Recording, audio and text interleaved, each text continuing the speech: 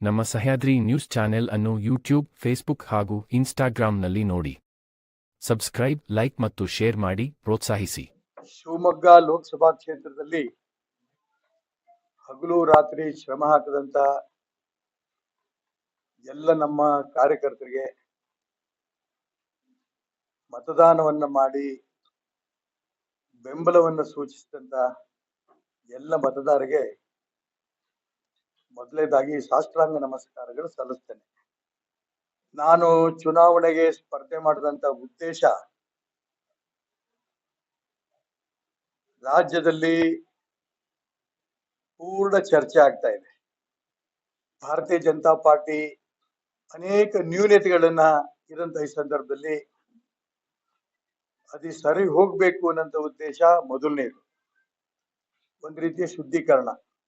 ಎರಡನೇದು ಅಂಶ, ಒಂದು ಕುಟುಂಬದ ಕೈಯಲ್ಲಿ ಭಾರತೀಯ ಜನತಾ ಪಾರ್ಟಿ ಇರಬಾರ್ದು ಅನ್ನಂತ ಒಂದು ಕೇಂದ್ರ ನಾಯಕರ ಅಪೇಕ್ಷೆ ತಕ್ಕಂತೆ ಕರ್ನಾಟಕ ರಾಜ್ಯದಲ್ಲಿ ಅಪ್ಪ ಮಕ್ಕಳ ಕೈಲಿದೆ, ಅದನ್ನು ಮುಕ್ತ ಮಾಡಬೇಕು ಅನ್ನೋದು ಒಂದು. ಮೂರನೇ ಅಂಶ, ಈ ಎಲ್ಲ ಹಿಂದುತ್ವವಾದಿಗಳ ಶಕ್ತಿ ಕುಗ್ಸಂತ ಪ್ರಯತ್ನ. ಇಡೀ ಕರ್ನಾಟಕ ರಾಜ್ಯದ ಭಾರತೀಯ ಜನತಾ ಪಾರ್ಟಿ ಕಾರ್ಯಕರ್ತರು ತಮ್ಮ ಕಷ್ಟ ಎಲ್ಲಿ ಹೇಳ್ಕೋಬೇಕು ಅನ್ನಂತ ಗೊಂದಲದಲ್ಲಿದ್ದಾರೆ. ಪಕ್ಷ ಸಾಮೂಹಿಕ ನಾಯಕತ್ವದಲ್ಲಿ ನಡೀತಾ ಇಲ್ಲ. ಹಿಂದೆ ಅನಂತಕುಮಾರ್, ಯಡಿಯೂರಪ್ಪನವರು, ನಾನು, ಡಿ.ಎಸ್. ಶಂಕರಮೂರ್ತಿ ಅವರು, ವಿ.ಎಸ್. ಆಚಾರ್ಯ, ರಾಮಚಂದ್ರ ಗೌಡರು ಎಲ್ಲ ಹಿರಿಯರು ಕೂತು ಚರ್ಚೆ ಮಾಡಿ ಎಲ್ಲ ತೀರ್ಮಾನಗಳನ್ನ ತಗೋತಾ ಇದ್ವಿ. ಯಾವ ತೀರ್ಮಾನನೂ ಕೂಡ ತಂದೆ ಮಕ್ಕಳು ಕೂತು ತೀರ್ಮಾನ ತಗೋತಾ ಇರೋದು ಕಾಣ್ತಾ ಇದ್ವಿ. ಉದಾಹರಣೆಗೆ, ಅನೇಕ ವ್ಯಕ್ತಿಗಳು ಅನೇಕ ವರ್ಷಗಳಿಂದ ಶಿವಮೊಗ್ಗ, ದಕ್ಷಿಣ ಕನ್ನಡ ಭಾಗದಲ್ಲಿ ಕೆಲಸ ಮಾಡ್ತಾ ಇದ್ರು ಕೂಡ ಇತ್ತೀಚೆಗೆ ಬಂದಂತ ಧನಂಜಯ ಸರ್ಜಿ ಅವರಿಗೆ ತಂದೆ ಮಕ್ಕಳು ಇಬ್ಬರೇ ಸೇರ್ಕೊಂಡು ತೀರ್ಮಾನ ಮಾಡಿ ಟಿಕೆಟ್ ಕೊಟ್ಟಿದ್ರು. ಉದಾಹರಣೆ ಇದು ಬೇಕಾದಷ್ಟು ಹೇಳ್ಬಲ್ಲೆ. ಮತ್ ತುಂಬಾ ವಿಶೇಷ ಅಂತಂದ್ರೆ, ಯಡಿಯೂರಪ್ಪನವ್ರ ಶಕ್ತಿಯಿಂದ ಲಿಂಗಾಯತ್ ಸಮಾಜ ಭಾರತೀಯ ಜನತಾ ಪಾರ್ಟಿ ಜೊತೆಗಿದೆ.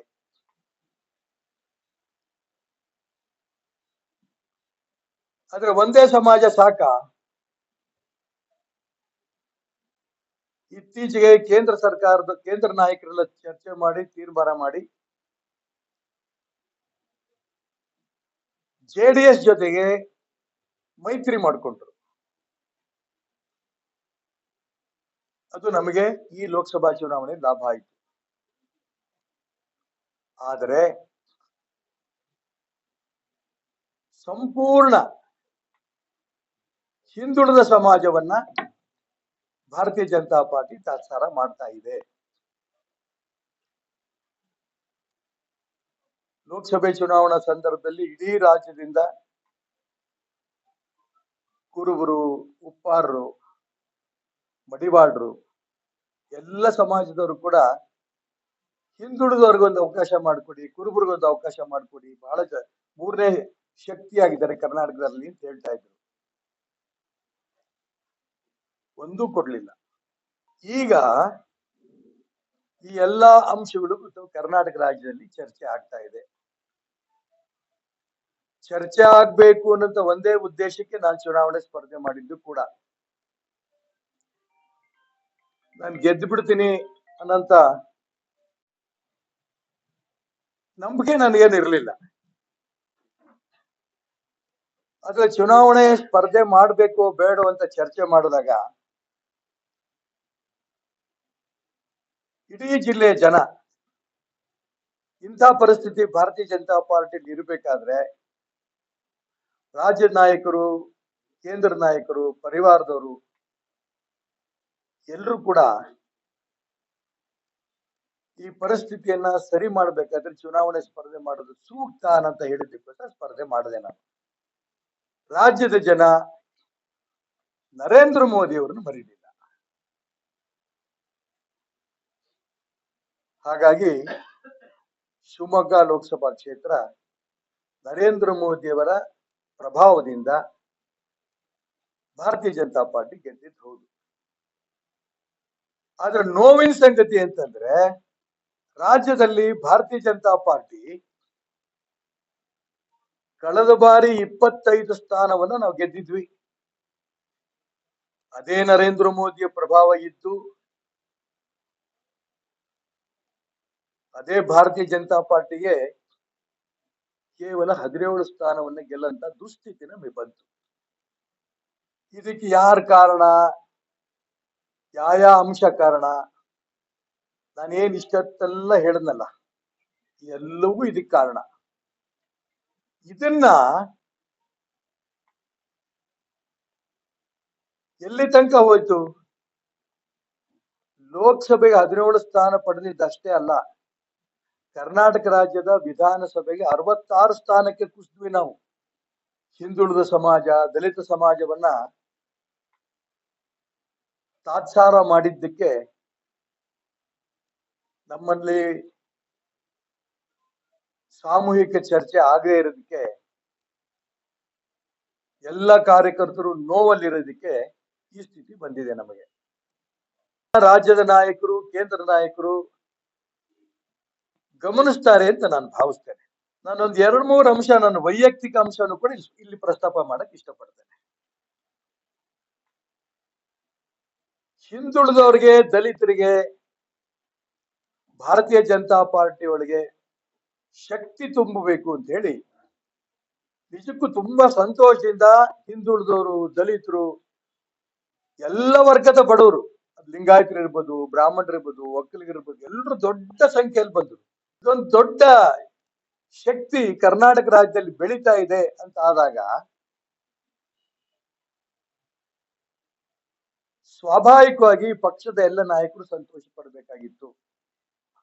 ಕೇಂದ್ರದ ನಾಯಕರ ಹತ್ರ ಕಂಪ್ಲೇಂಟ್ ಹೋಗಿ ಅಮಿತ್ ಶಾ ಅವ್ರ ಹತ್ರ ಇದನ್ನ ನಿಲ್ಲಿಸಿದ್ಯಾಕೆ? ಇದು ಈ ನಿಮಿಷಕ್ಕೂ ನನ್ನ ಮನಸ್ಸಲ್ಲಿರುವಂತ ಒಂದು ದೊಡ್ಡ ನೋವು. ಅದಿದ್ದಿದ್ರೆ, ಸಂಗೊಳ್ಳಿ ರಾಯಣ್ಣ ಬ್ರಿಗೇಡ್ ಮುಂದುವರೆದಿದ್ರೆ, ಆ ಹಿಂದುಳಿದವರು, ದಲಿತರು, ಎಲ್ಲ ಸಮಾಜದ ಬಡವರು ದೊಡ್ಡ ಸಂಘಟನೆಯಾಗಿ ಭಾರತೀಯ ಜನತಾ ಪಾರ್ಟಿ ಇವತ್ತು ಈ ದುಸ್ಥಿತಿ ಪರಿಸ್ಥಿತಿಗೆ ಆಗ್ತಿರ್ಲಿಲ್ಲ. ಎರಡನೇದು, ನನ್ನ ಮೇಲೆ ಒಂದು ಆಪಾತೆ ಬಂತು. ಸಂತೋಷ್ ಅನ್ನಂತ ವ್ಯಕ್ತಿ ಆತ್ಮಹತ್ಯೆ ಮಾಡಿಕೊಂಡ. ನಾನು ತಕ್ಷಣ ಕೇಂದ್ರದ ನಮ್ಮ ನಾಯಕರ ಒಪ್ಪಿಗೆ ಪಡೆದು ಮಂತ್ರಿ ಸ್ಥಾನಕ್ಕೆ ರಾಜೀನಾಮೆ ಕೊಟ್ಟೆ. 6 ಸ್ಥಾನ ಖಾಲಿ ಇತ್ತು 8 ತಿಂಗಳಿಂದ. ಇದರಲ್ಲಿ ನಾನು ತಪ್ಪಿತಸ್ಥವನಲ್ಲ, ನಿರ್ದೋಷಿ ಅಂತ ಆದೇಶ ಬಂತು.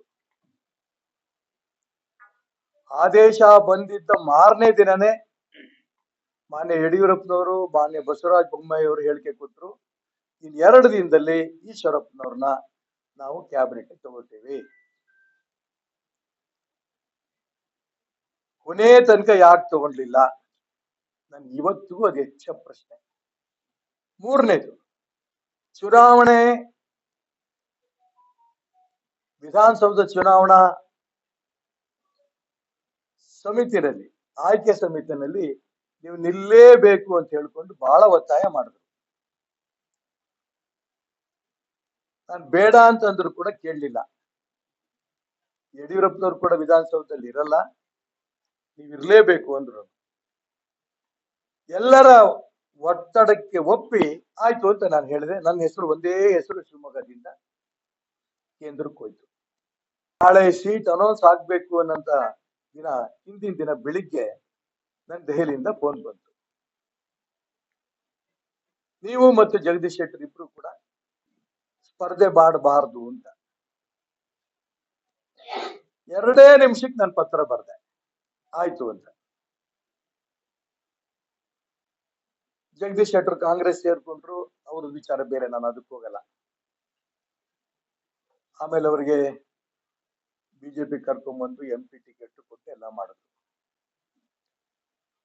ನಾನು 2 ನಿಮಿಷಕ್ಕೆ ಪತ್ರ ಬರೆದ್ಮೇಲೆ ನರೇಂದ್ರ ಮೋದಿ ಅವರು ಕೂಡ ನನ್ನ ಪಕ್ಷ ನಿಷ್ಠೆ ಬಗ್ಗೆ ಅಭಿನಂದನೆ ಸಲ್ಲಿಸಿದ್ರು. ರಾಜ್ಯದ ಅನೇಕರು ನಾಯಕರುಗಳು ಪಕ್ಷ ನಿಷ್ಠೆ ಬಗ್ಗೆ ನನಗೆ ಅಭಿನಂದನೆ ಸಲ್ಲಿಸಿದ್ರು. ಸಂಘ ಪರಿವಾರದವರು ಕೂಡ ನನಗೆ ಪಕ್ಷ ನಿಷ್ಠೆ ಬಗ್ಗೆ ಅಭಿನಂದನೆ ಸಲ್ಲಿಸಿದ್ರು. ಕೊನೆ ಅವ್ರು ನಮ್ಮ ಮನೆಗೆ ಬಂದವರು ನಾಯಕರುಗಳು ನಿಮಗೆ ಮತ್ತು ನಿಮ್ಮ ಮಗನಿಗೆ ಏನಾರು ನಾವು ಮಾಡ್ತೇವೆ ಅಂತ ಹೇಳಿದ್ರು. ನಾನು ಹೇಳಿದೆ, ನನಗೆ MLA, MLC, MP, ರಾಜ್ಯಸಭೆ ಅಥವಾ ರಾಜ್ಯಪಾಲ ಇದ್ಯಾವುದು ಬೇಡ, ಆಯ್ತು ನಿಮ್ಮ ಮಗನೇ ಮಾಡ್ತೇವೆ ಅಂತ ನಾನು ಹೇಳಿದ್ದಲ್ಲ, ಅವರೇ ಹೇಳಿದ್ರು.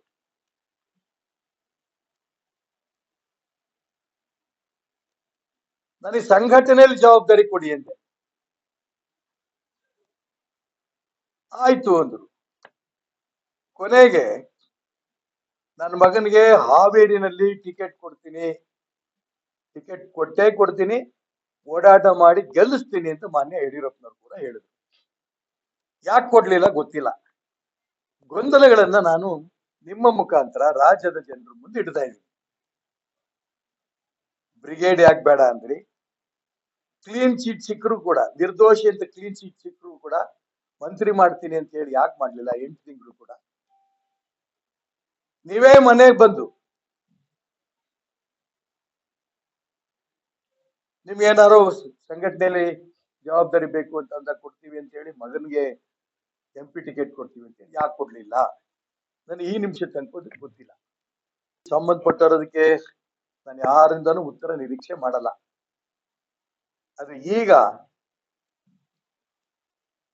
ನನ್ನ ಆಸೆ ನರೇಂದ್ರ ಮೋದಿ ಅವರು ಪ್ರಧಾನಮಂತ್ರಿ ಆಗ್ಲಿಲ್ಲ ಅಂದ್ರೆ ಪೂರ್ಣ ಬಹುಮತ, ಭಾರತೀಯ ಜನತಾ ಪಾರ್ಟಿಗೆ ಪೂರ್ಣ ಬಹುಮತ ಬರಕ್ ಆಗ್ಲಿಲ್ಲ. ಕರ್ನಾಟಕ ರಾಜ್ಯದಿಂದಲೇ ನಾವು ಶಕ್ತಿ ಹಾಕಿದ್ದಿದ್ರೆ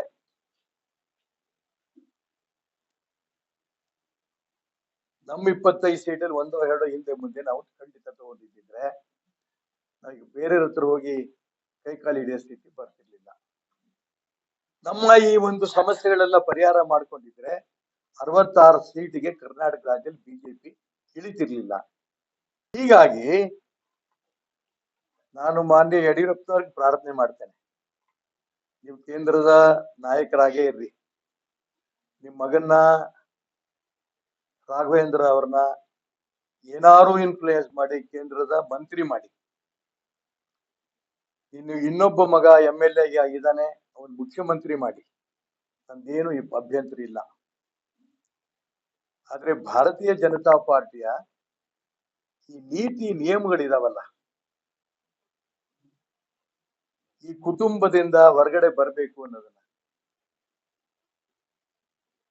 ಇದಕ್ಕೆ ನಿಮ್ಮ ಉತ್ತರ ಏನು? ಈ ಪಕ್ಷ ಉಳಿಬೇಕು ಅಂತ ಎಲ್ಲಾ ಇಡೀ ರಾಜ್ಯದ ಲಕ್ಷಾಂತರ ಜನ ಕಾರ್ಯಕರ್ತರು ಇಷ್ಟಪಡ್ತಿರ್ಬೇಕಾದ್ರೆ ನೀವು ನಿಮ್ಮ 2 ಮಕ್ಕಳದೇ ಚಿಂತೆ ಮಾಡಿಕೊಂಡು ಅವ್ರು ಮಾತ್ರ ಸ್ಥಾನಮಾನಗಳಲ್ಲಿ ಇದ್ಕೊಂಡು ಪಕ್ಷದ ನೀತಿ ನಿಯಮಗಳನ್ನ ಮೀರಿ ನಿಮ್ಗೆ ಒಂದೇ ಕುಟುಂಬ ಮುಂದೆ ಬಂದ್ರೆ ಸಾಕ? ಒಂದು. ಎರಡನೇದು, ನಾನು ಹೇಳಿದ್ನಲ್ಲ, ಲಿಂಗಾಯತ್ ಸಮಾಜದ ಪ್ರಬಲ ನಾಯಕರು, ಅದ್ರ ಜೊತೆಗೆ ಹಿಂದುಳಿದ ಸಮಾಜವನ್ನು ಬೆಳೆಸೋ ದಿಕ್ಕಿನಲ್ಲಿ ನಿಮ್ ಪ್ರಯತ್ನ ಯಾಕೆ ಮಾಡ್ತಿಲ್ಲ? ಕೇಂದ್ರ ನಾಯಕರು ಸಂಗೊಳ್ಳಿ ರಾಯಣ್ಣ ಬ್ರಿಗೇಡ್ ಅನ್ನ ನಿಲ್ಲಿಸ್ತೀನಿ ಅಂತ ನಾನು ಒಪ್ಕೊಂಡಾಗ OBC ಮೋರ್ಚಾ ನಿನ್ ಕೈಯಲ್ಲಿ ತಗೊಂಡು ಹಿಂದುಳಿದ ವರ್ಗದವ್ರನ್ನ ದೊಡ್ಡ ಸಂಘಟನೆ ಮಾಡಬೇಕು ಅಂತ ನಂಗೆ ಸೂಚನೆ ಕೊಟ್ರು. ಆಗ ಯಡಿಯೂರಪ್ಪನ ರಾಜ್ಯಾಧ್ಯಕ್ಷರು. ಆದ್ರೆ ಇಲ್ಲಿ ನನಗೆ ಬೆಂಬಲ ಸಿಗ್ಲಿಲ್ಲ ಯಡಿಯೂರಪ್ಪನವರಿಂದ. ಹಾಗಾಗಿ ಅವ್ರಿಗೆ ಇಷ್ಟ ಇಲ್ಲ ಅಂತ ತಕ್ಷಣ ನಾನು ಯಾಕೆ ಮಾಡ್ಬೇಕು ಅಂತ ಮಾಡಕ್ ಮುಂದುವರಿಲಿಲ್ಲ. ಈ ಎಲ್ಲ ಅಂಶಗಳನ್ನ ರಾಜ್ಯದ ಎಲ್ಲ ಕಾರ್ಯಕರ್ತರು ಮನಸ್ಸಿನಲ್ಲಿರುವಂತಹ ಭಾವನೆಯನ್ನ ನಾನು ಈ ಪತ್ರಿಕಾಗೋಷ್ಠಿ ಮುಖಾಂತರ ಸಮಾಜದ ಮುಂದೆ, ಹಿರಿಯರ ಮುಂದೆ, ಪಕ್ಷದ ಹಿರಿಯರ ಮುಂದೆ ಇಡ್ತಾ ಇದ್ದೀನಿ. ಯಡಿಯೂರಪ್ಪನವ್ರ ಮೇಲೆ ದ್ವೇಷ ಆಗ್ಲಿ, ಅವ್ರ ಕುಟುಂಬದ ಬಗ್ಗೆ ದ್ವೇಷ ಆಗ್ಲಿ ನನಗಿಲ್ಲ. ಆದ್ರೆ ನನ್ನ ಪಕ್ಷ ಹಾಳಾಗಿ ಹೋಗ್ತಿರೋದ್ ನೋಡಕ್ ನನಗೆ ಸಮಾಧಾನ ಆಗ್ತಿಲ್ಲ. ನನ್ನ ಹಿಂದುತ್ವವಾದ, ನನ್ನ ರಾಷ್ಟ್ರೀಯವಾದ, ನನ್ನ ಉಸಿರಿನ ಕೊನೆಯ ತನಕನೂ ಕೂಡ ಯಾರು ಕಸ್ಕೊಳಕ್ ಆಗಲ್ಲ.